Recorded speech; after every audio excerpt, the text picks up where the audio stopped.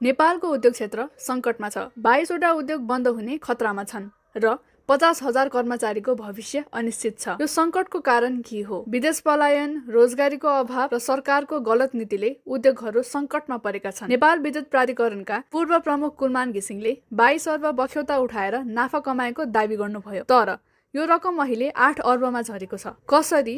किन? एनईएले उद्योगहरूलाई 5 वर्ष पुरानो बिल पठायो, जसलाई उद्योगीहरूले अस्वीकार गरे। असफल डेडिकेटेड फिडर लाइन नीतिले उद्योगहरूलाई थप सङ्कटमा पारेको छ। अस्पताल जस्ता संवेदनशील क्षेत्रलाई समेत बख्यौता तिर्न दबाब दिइयो। लाल आयोग गठन भयो, तर समाधान अझै अपूर्ण छ। यो विवाद अख्तियार दुरुपयोग अनुसन्धान आयोग र सर्वोच्च अदालतसम्म पुगेको छ। माननीय जलस्रोत तथा सिँचाइ मन्त्री कुलमान घिसिङले यो सङ्कट समाधान गर्न सक्नुहुन्छ? टिओडी डाटा किन पारदर्शी छैन? बख्यौता उठाउने पहिलो आदेश किन स्पष्ट भएन? उद्योग बन्द हुँदा देशको अर्थतन्त्र नै जोखिममा पर्छ। माननीय मन्त्रीज्यू, टिओडी डाटा सार्वजनिक गर्नुहोस्, बन्द उद्योग पुनः सञ्चालन गर्नुहोस् र 50,000 कर्मचारीको भविष्य सुरक्षित गर्नुहोस्। नेपालको उज्यालो भविष्य हाम्रो हातमा छ। यो सङ्कटलाई अवसरमा बदलौँ।